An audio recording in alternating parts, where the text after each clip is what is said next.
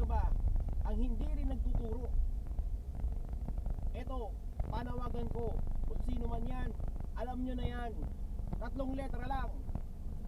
Sino ba at sino ba ang nagmamanage ng trapiko, nagbibigay ng dapat malinaw na instructions, malinaw na pag-aaral, malinaw at walang pagkalito at simple ang lengguwahe para sa ordinaryong mamamayang Pilipino. Sino ba? Yan at yan, diyan nakatanim ang mga kamote. Kung walang fixer, kung walang mga palusot, kung mga enforcer ay tama ang panguhuli, kung ang mga traffic light ay okay at gumagana, ang mga linya ng kalsada ay well painted, pinturado at malinaw sa gabi. Sino ba naglalagay at dapat maglagay ng ilaw sa lahat ng highway? Kayo? Tayo? Sino? Yan ang pinag-uugatan ng kamote. Sino ba hindi nagpapatupad ng pag-aaral sa lahat ng driver, lahat ng mga nagmamotor? Sino ba? Sino bang mga tao na yan na hindi nagtatrabaho? Walang tiyaga, tumatanggap lang ng sweldo ng taong bayan? Alam nyo na kung sinong tinutukoy ko. Sila dapat ang hindi nagpapahintulot na bakit unfit ang isang driver.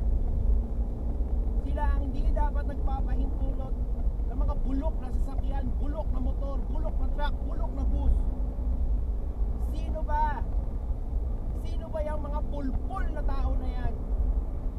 Hindi nagtatrabaho hanggang ngayon? Walang pagbabago pa rin. May kamote pa rin. Kaya tayo ayaw na ayaw sa kamote. Buisit na buisit, stress na stress habang nagmamaneho. Katulad nito. Kasi may pinag-uugatan na masidhi. Sila mismo ang dahilan ng pagkamatay ng mga mahal nyo sa buhay dahil sa kamoteng aksidente na yan. Negligence, recklessness, pagpapabaya. Sino ang nagpapabaya? Sino at sino yung mga yan? Sino nga hindi nagpapatupad ng mga speed limit para lahat tayo safe sa kalsada? Sino ang hindi nanguhuli tuwing gabi? Sino ang hindi nanguhuli rin tuwing umaga? Sino rin ang nagdudulot ng kalituhan sa lahat ng motorista dito? Sana at marinig ninyo ang panawagan kong ito. Gumawa rin kayo ng video, i-share nyo to. Alam nyo na kung sino ang nagdudulot ng kamote. Kung walang ganyan, wala ding kamote. Pero hindi naman pwede. Kailangan may ahensya na kailangan merong ahensya na namamahala nitong mga ganito. Pero sana gawin yung tama ang pamamahala ninyo, ang pagmamanage ninyo. Hindi lang kayo ronda ng ronda dyan at gatasan ang mga kawawang motoristang iingot-ingot. Turuan nyo kasi para wala rin kayo mahuli. Bakit nga ba? Wala akong mahuli. Kung lahat yan ay maayos, yan ang ugat ng kamote. Gatasan ng mga kamote din.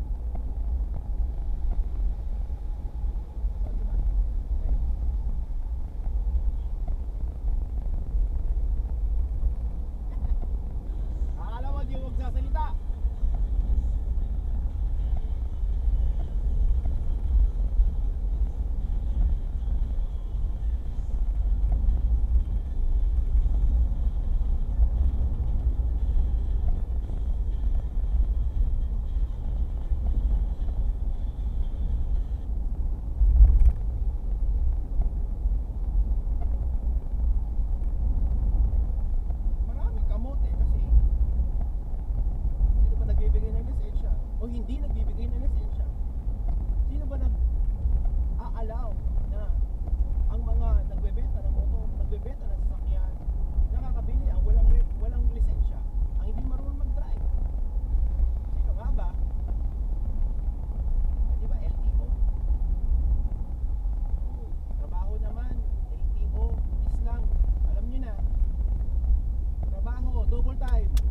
Boom! Boom!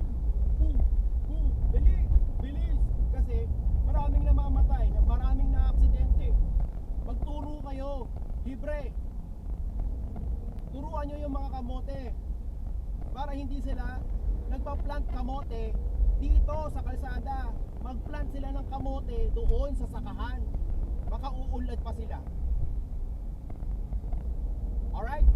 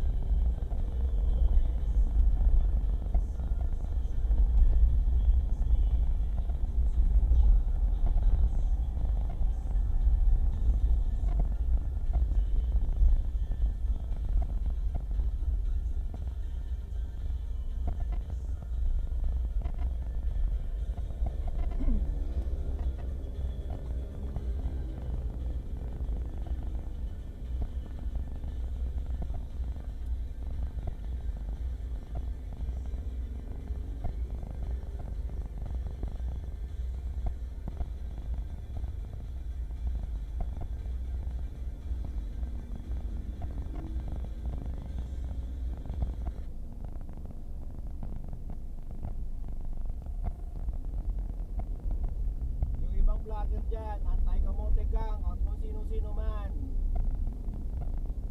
impluwensyahan nyo naman yung mismong ahensyang gumagawa ng lisensya.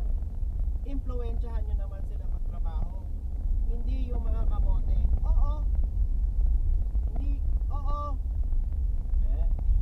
oo, yung mga kamote, oo, impluwensyahan ninyo. Pero mas impluwensyahan ninyo yung nagpapatupad ng batas, yung nagpapatupad dapat at nagtatrabaho dapat, o kaya nagtuturo dapat para walang nalilito, walang nagiging kamote. Kapag bagsak, walang lisensya. Kapag hindi marunong mag-drive, walang benta kotse, walang benta motor. Bigyan mo lang ng yung isang high school student ng pambili ng murang motor, bebentahan, basta makabenta lang. Edi may bago kayo huli. Pera ulit. Gatasan ninyo mga kamote, no? Gatasan ninyo talaga. Kaya kapag walang kamote, wala kayong mahuhuli, wala kayong trabaho. Hindi po yun yung trabaho nyo. Trabaho nyo magpatupad ng tamang batas, magpatupad ng kaligtasan sa kalsada.